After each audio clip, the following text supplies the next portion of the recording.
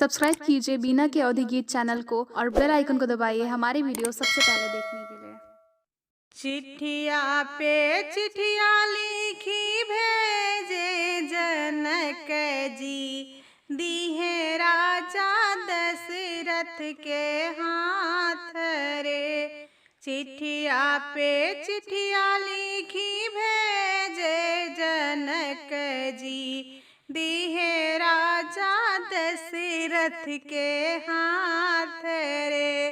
सोने के महल बनवाओ मोरे समधी, जहाँ उतरई बेटी है मार रे। सोने के महल बनवाओ मोरे समधी, जहाँ उतरई बेटी है मार रे। इतनी बचन सुने दुल्हे कवने राम, धाई बबैया लगे जाई रे।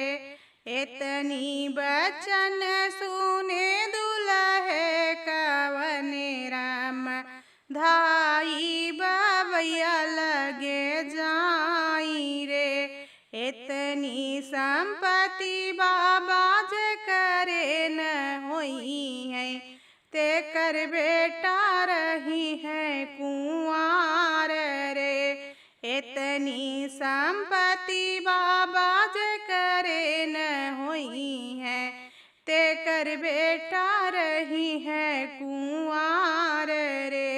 नाही बेटा सोचऊ, नाही बेटा झंखाऊं, नाही बेटा मनवा उदास रे।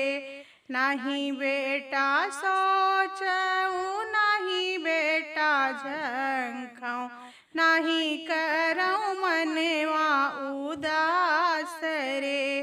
वहीं करे नाटक से सुनवा मंगवई बे, देवई महल बनवाई रे। वहीं करे नाटक से सुनवा मंगवई बे, देवई महल बनवाई रे। चिट्ठिया पे चिट्ठिया लिखी भेजे दशरथ जी, दिहले जनक जी के हाथ रे। चिट्ठिया पे चिट्ठिया लिखी भेजे दशरथ जी, दिहले जनक जी के हाथ रे।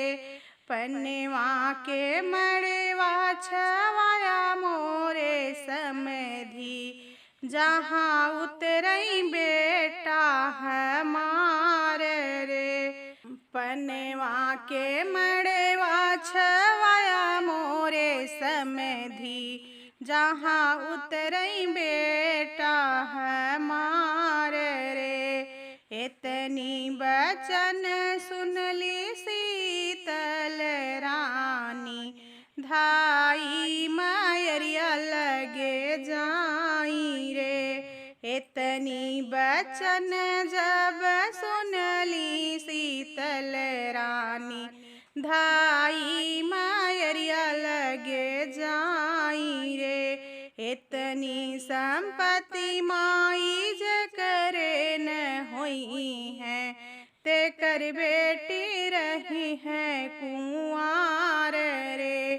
इतनी संपत्ति माई जे करे न होई है, ते कर बेटी रही है कुंवार रे। नहीं बेटी सोचऊ, नहीं बेटी झंखाऊं, नहीं करऊं मनवा उदास रे। नहीं बेटी सोचऊ, नहीं बेटी झंखाऊं, नहीं करऊं मनवा उदास रे। वहीं रे महोबा से पनवा मंगई बे, पनवा के माड़ऊ छवाई रे। वहीं रे महोबा से